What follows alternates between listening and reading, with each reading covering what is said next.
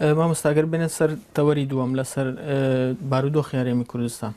هەروەک دەزانی هەرێمی کوردستان بە تایبەت لەو 2 ساڵەی کۆتایی بە بارودۆخێکی یەکجار سەختی ئابووری و سیاسی چەقبەستووی سیاسی و پەخستنی پەرلەمان و حکوومەتی هەرێمی کوردستاندا تێدەپەڕێ و جگە لەوەش تووشی دۆخی شەڕ بووە.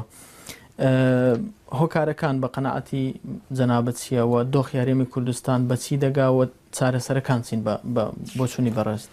بەدیدی من ئەوەی کە هەیە ئێستا خەڵک هەر زەر باسی موچەکە کە ئەوە دەرچەیەکی یان ئەنجامی مقدماتێکە، دەرچەیەکی نەبوونی فکرە.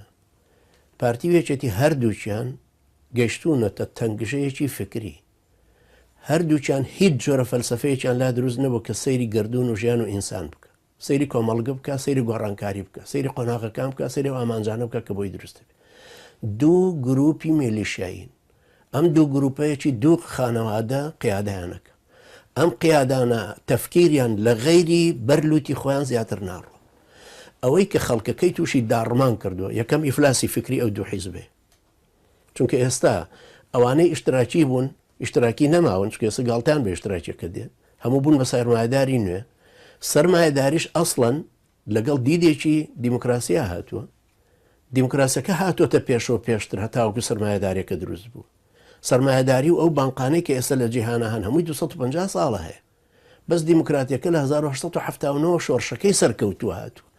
200 ساڵیش پێش ئەو شۆڕشە حرەکەتێکی عەلمانی هەبووە. ئەم مقدماتە ئەمە کە حرەکەتێکی میلەتیە.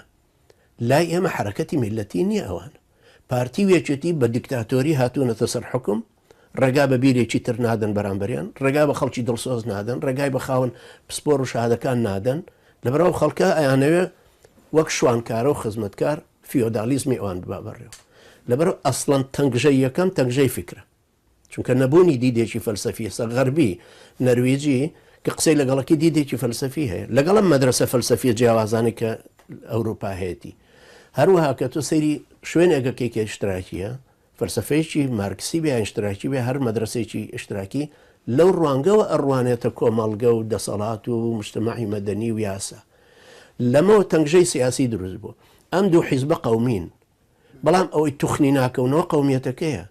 هیچ یەکێ لەمانە ئیستعدادیان نەبوو بڵێن ئەرێ و کوردە داماوانە بۆی ئەعدامەکرێن. بەڵام ئەوەی تەرەفی خانەی سەوز هاوارێتی بۆ کوردەکانی تورکیا لەبەرەوەی لەگەڵ قاسم سلەیمانی هەموو خەتیانیەک. کابرای دیموکراتی بڵێن پارتی بە شەرمێکەوە باسێک لە کوردی داماوی ئەو دیوەک، ئەویش لەبەرەوەی لەگەڵ قاسم سلەیمانی ڕێک نەکرد. ئێستا چارەسەر چییە لە کوردستان؟ ئێستا کوردستان چارەسەر کورت و مختصر 50 ساڵی تریش بخانە ڕادانی ئەم دوو حیزبێ.